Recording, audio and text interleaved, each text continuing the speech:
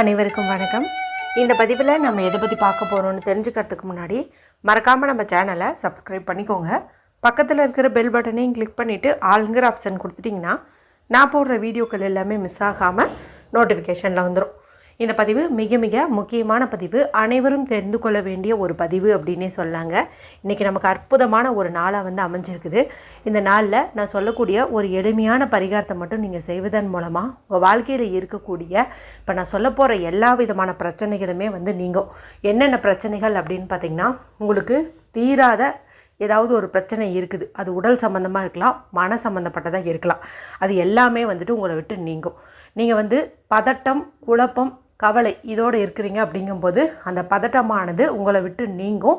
அதே போல் அந்த பயம் அப்படிங்கிறது உங்களை விட்டு நீங்கும். உங்களுடைய கவலைகள் போவதற்கான வழி கிடைக்கும்.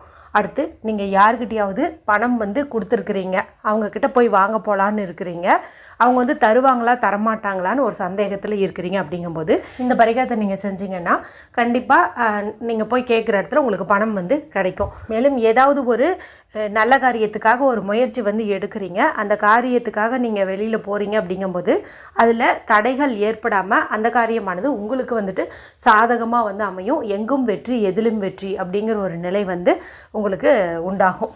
அடுத்து வீட்டில் ஓயாத சண்டை சச்சரவுகளாக இருக்குது, எப்போ பார்த்தாலும் ஒன்று மாற்றி ஒன்று பிரச்சனைகளாக இருக்குது. குழந்தைங்கள்லாம் நைட்டு தூங்கும்போது திடீர்னு எழுந்துச்சு கத்த ஆரம்பிக்கிறாங்க, ஒரு மாதிரி திக்கு திக்குன்னு இருக்குன்னு சொல்லுவாங்க இல்லையா, அந்த மாதிரி இருக்குது. அப்படிங்கும்போது அது எல்லாமே நீங்கும். அதே போல் தொழில் செய்யக்கூடிய இடமாகட்டும் இல்லை அக்கம் பக்கத்துலேயாகட்டும் உங்களுக்கு எதிரி தொல்லைகள் அதிகமாக இருக்குது. மேலும் நம்ம நல்லா இருக்கக்கூடாதுங்கன்னு எண்ணி யாராவது சொந்தக்காரங்களோ இல்லை பக்கத்து வீட்டுக்காரங்களோ அல்லது தொழில் செய்யக்கூடிய இடத்துலையோ பில்லி சூனியோ இந்த மாதிரி ஏதாவது வச்சுருப்பாங்களோன்னு பயமாக இருக்குது.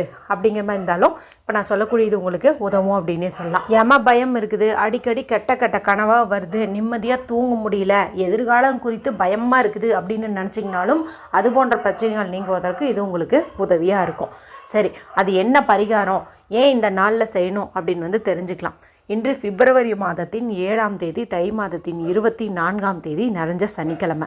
சனிக்கிழமைங்கிறது பொதுவாக பெருமாளுடைய வழிபாட்டுக்கும் ஆஞ்சநேயருடைய வழிபாட்டுக்கும் சனீஸ்வரருடைய வழிபாட்டுக்கும் ஏற்ற ஒரு நாளாக கருதப்படுது.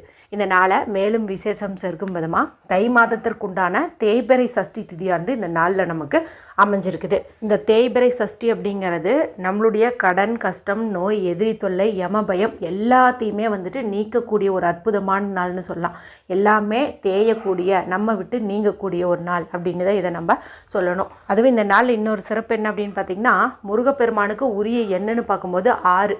இந்த 6ங்கிற எண் தமிழ் தேதியினுடைய கூட்டுத்தொகையில் நமக்கு கிடைக்குது. தமிழ் தேதி 24, 2+4ங்கும்போது 6ன்னு நமக்கு கிடைக்குது. அடுத்ததாக நம்ம வாழ்க்கையில் சில பல பிரச்சனைகள் வருது அப்படிங்கும்போது அதுக்கு காரணம்னு பார்க்கும்போது நிழல் கிரகங்களான ராகு கேதுவும் சொல்லலாம். அதே போல் சனி பகவானை சொல்லலாம். சனி பகவான் ஒரு பிரச்சனை கொடுக்குறாருன்னா அதுலேருந்து பாடம் கற்றுக்கிறதுக்காக தான் கொடுக்குறாரு. இருந்தாலும் கஷ்டங்கள் அனுபவிக்க அவரும் ஒரு காரணம் அப்படின்னு சொல்லலாம். இன்றைக்கி சனிக்கிழமை நாளாகவும் இருக்குது. அதே போல் பார்த்திங்கன்னா கேதுவுக்குரிய எண்ணும் இன்றைக்கி ஆங்கில தேதியில் 7ன்னு அமைஞ்சிருக்குது. ஸோ தீர வேண்டிய பிரச்சனைகள் நம்மளை விட்டு நீங்கணுங்கிறதுக்காகவே இந்த நாளை இறைவன் கொடுத்துருக்கிறாரு அப்படின்னு எடுத்துக்கலாம். இப்போ நான் சொல்லக்கூடிய இந்த ஒரு பரிகாரத்தை இன்று நீங்கள் முழுவதுமே சஷ்டி திதி இருக்குது அப்படிங்கிறனால மாலை நேரத்தில் நீங்கள் வெற்றிலை தீபம் ஏற்றுவீங்க, இந்த மாதிரிலாம் வழிபாடு செய்வீங்க இல்லையா. நீங்கள் எப்போவும் என்ன பண்ணுவீங்களோ முருகப்பெருமானுக்காக நீங்கள் எந்த மாதிரி சஷ்டி விரதம் கடைபிடிப்பீங்களோ அதே மாதிரி நீங்கள் எல்லாமே பண்ணிக்கோங்க. ஆஸ் யூஷுவல் நீங்கள் எல்லாமே அதே மாதிரி பண்ணிக்கோங்க. எப்படி வழிபாடு செய்யும் அதே மாதிரி கூடவே இந்த ஒரு பரிகாரத்தை மட்டும் நீங்கள் செய்யுங்க. நாங்கள் முருகப்பெருமான் வழிபாடு சஷ்டி அன்னைக்கு செய்கிறது இல்லைங்க, கிருத்திகை அன்னைக்கு தான் செய்வோம் அப்படிங்கிற மாதிரி இருந்தால் இந்த பரிகாரத்தை மட்டும் நீங்கள் செஞ்சீங்க அப்படின்னா கூட போதும். இல்லைங்க நீங்கள் சொல்கிற மாதிரி மாலை நேரத்தில் கொஞ்சம் வெளியில் போகலான்ட்டு ஒரு ஐடியா இருக்குது, நாங்கள் காலையிலேயே பண்ணிடலாமா அப்படின்னு கேட்டிங்கன்னா, காலையில் சுத்தபத்தமாக குளிச்சு முடிச்சிட்டிங்கன்னா தாராளமாக செய்யலாம். ராகு காலம் யமகண்டம் தவிர்த்து மற்ற நேரத்தில் நீங்கள் செய்யலாம். இப்போது நமக்கு ராகு காலம்ங்கிறது பார்த்திங்கன்னா காலையில் 9 to 10 இந்த வீடியோ பார்க்கும் சமயத்தில் அது முடிஞ்சிருக்கும். யமகண்டம்ங்கிறது மதியம் 1:30 3. அதை மட்டும் நீங்கள் ஸ்கிப் பண்ணிட்டு மற்ற நேரத்தில் இதை நீங்கள் செஞ்சுருங்க. இதுக்கு நமக்கு தேவையான பொருள் என்ன அப்படின்னு பார்த்திங்கன்னா, ஒரு தட்டு பூஜை அறையில் இருக்கிற மாதிரி பார்த்து எடுத்துக்கோங்க. சரிங்களா? எடுத்துகிட்டு அதில் ஒரு பிடி அளவுக்கு அல்லது ஒரு ஸ்பூன் அளவுக்கு விபூதி வந்துட்டு நீங்கள் போடுங்க. திருநீர் நம்ம பூஜை அறையில் வச்சுருக்கிறோம் இல்லையா, அதையே கூட நீங்கள் வந்துட்டு எடுத்துக்கலாம். முருகப்பெருமான் முன்னாடி ஒரு தீபம் வந்து ஏற்றி வச்சுடுங்க. சரிங்களா? இப்போது வடக்கு திசை பார்த்த மாதிரி உட்காந்துக்கோங்க. உட்காந்துட்டு உங்கள் முன்னாடி இந்த திருநீர் போட்டு வச்ச தட்டை வந்து வச்சுக்கோங்க. வச்சுட்டு இந்த தட்டை நல்லா இப்படி டேப் பண்ணிங்கன்னா மலை மாதிரி குமிஞ்சிட்ருக்கிற அந்த திருநீர் அந்த பிளேட்டாக வந்து ஒட்டிக்கும். இப்போது உங்களுடைய வலது கையினுடைய ஆள்காட்டி விரல், அதாவது ரைட் ஹேண்டினுடைய இந்த பாயிண்டிங் ஃபிங்கரை பயன்படுத்தி நான் சொல்லக்கூடிய இந்த ஒரு வரியை நீங்கள் விபூதியில் வந்துட்டு எழுதுங்க. சரிங்களா? விபூதியில் எழுதும்போது நமக்கு எழுத்து தெளிவாகவும் விழுகாது, அதே போல் எழுதுறதுக்கு மேலேயே தான் எழுதுகிற மாதிரி வரும். சரிங்களா? அதெல்லாம் ஒன்றும் பிரச்சனை கிடையாது. நீங்கள் எழுதுனா மட்டுமே போதும். சரிங்களா? நீங்கள் எழுத வேண்டிய அந்த ஒரு வரியானது உங்களுக்கு ஸ்க்ரீனில் தெரியும், நானும் சொல்லி காட்டுறேன். ஓம் ஐம் ரீம் வேல் காக்க. ஓம் ஐம் ரீம் வேல் காக்க. ஓம் ஐம் ரீம் வேல் காக்க. இதுதான் அந்த ஒரு வரி. ரொம்ப ரொம்ப சக்தி வாய்ந்த வரின்னு சொல்லலாம். ஏற்கனவே இந்த மந்திரம் குறித்து நம்ம சேனலில் நிறைய பதிவுகளில் சொல்லியிருக்கிறேன். இன்றைக்கி தேய்பிறை சஷ்டியாக வந்து இருக்குது. மேலும் கஷ்டங்களை போக்கக்கூடிய நாள்னு சொல்லிட்டேன் இல்லையா? எப்படி முருகப்பெருமானுடைய கையில் இந்த வேல் இருந்து பகைவர்களை கொள்ளுதோ, அதே போல் நமக்கு இருக்கக்கூடிய கஷ்டம், கவலை, நோய், கடன் இது போன்ற பகைவர்களை கொள்வதற்கு வேலுக்குரிய இந்த மந்திரம் அப்படிங்கிறது ரொம்ப ரொம்ப அற்புதமாக வேலை செய்யும் அப்படின்னே வந்து சொல்லலாம். அதனால தான் நம்ம முருகப்பெருமானுக்கு பிரியமான இந்த விபூதியில் இந்த ஒரு மந்திரத்தை வந்துட்டு எழுதுகிறோம். எழுதி முடிச்சுட்டு மனதார உங்களுக்கு இருக்கக்கூடிய கஷ்டங்களை எல்லாம் முருகப்பெருமானுக்காக ஏற்றி வச்ச அந்த விளக்கை பார்த்து சொல்லுங்கள். அதன் பிறகு இந்த விபூதி இருக்குது இல்லையா, இது நீங்கள் டெய்லியும் வைக்கக்கூடிய விபூதியோடு வந்துட்டு கலந்துருங்க. இப்போ நீங்கள் தினமுமே வந்துட்டு நெத்தியில் இட்டுட்டு வாங்க.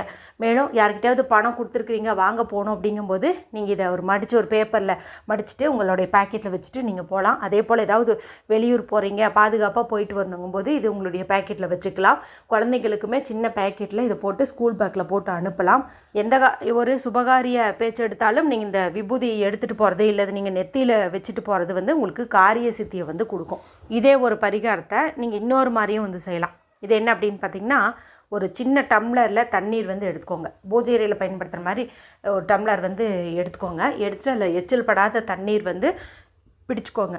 பிடிச்சிட்டு இப்போ இந்த ஓம் ஐம் ரீம் வேல் காக்க ஸ்வாகான்ட்டு திருநீரில் எழுதணும் இல்லையா, இந்த திருநீரில் கொஞ்சம் எடுத்து அந்த தண்ணிக்குள்ளே வந்து போட்டு நல்லா வந்து மிக்ஸ் பண்ணிவிட்டு ஒரு வெற்றிலையோ செம்பருத்தி இலையோ அல்லது வேப்பிலையோ மாவிலையோ இது மாதிரி ஏதாவது ஒரு இலைகள் கிடச்சிச்சு அப்படிங்கும்போது அந்த இலையை பயன்படுத்தி நீங்கள் உங்கள் வீட்டில் எல்லா ரூம்லேயுமே, குறிப்பாக மூளை முடுக்குகளில், பாத்ரூமில், வீட்டை சுற்றி அந்த காம்பவுண்டுக்குள்ளே இப்படி எல்லா பக்கமுமே வந்துட்டு நீங்கள் தெளித்து விடலாம். குறிப்பாக பணம் வைக்கக்கூடிய இடத்துல நம்ம தெளித்து விடுவதன் மூலமாக பணத்தில் தடை வந்து நீங்கும். அந்த பணவரவில் திருஷ்டிகள் இருக்குது இல்லையா, அது எல்லாமே வந்து நீங்கும். மேலும் அந்த தீர்த்தத்தை நம்ம மேலேயும் வந்து தெளிச்சுக்கிறது அப்படிங்கிறது நல்லது. இப்போ நான் சொன்ன இந்த பரிகாரத்தை, அதாவது தண்ணீரில் கலந்து தெளிக்கிறத ரீசெண்டாக கூட நம்மளுடைய சேனலில் வந்து தைப்பூச விரதத்தப்பெல்லாம் வந்துட்டு நான் சொல்லியிருந்தேன். அப்போ எல்லாருமே வந்துட்டு இதை கவனிச்சிருப்பீங்களா, பண்ணியிருப்பீங்களா அப்படின்னு வந்து தெரியல.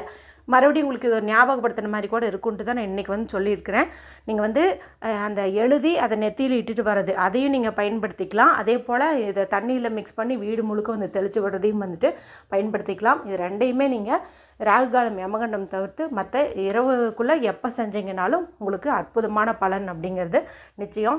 என்ன இந்த திருநீர் ரெடி பண்ணி பேக்கெட்டாக பண்ணி நம்ம பேக்கெட்டில் அதே போல் குழந்தைங்களோட ஸ்கூல் பேக்கில் இப்படியெல்லாம் வைக்கிறது இன்னும் விசேஷமான பலனை கொடுக்கும். அந்த முருகப்பெருமானுடைய வேலை நம்ம கூடவே இருந்து ஒரு காக்கும் கவசமாக இருக்கும் அப்படின்னே சொல்லலாம். அனைவரும் செஞ்சு பலனடையுங்க. வீடியோ பிடிச்சிருந்தால் மற்றவங்களோடையும் ஷேர் பண்ணுங்கள், லைக் பண்ணுங்கள். மற்றும் ஒரு பயனுள்ள பதிவில் உங்களை சந்திக்கிறேன். நன்றி, வணக்கம்.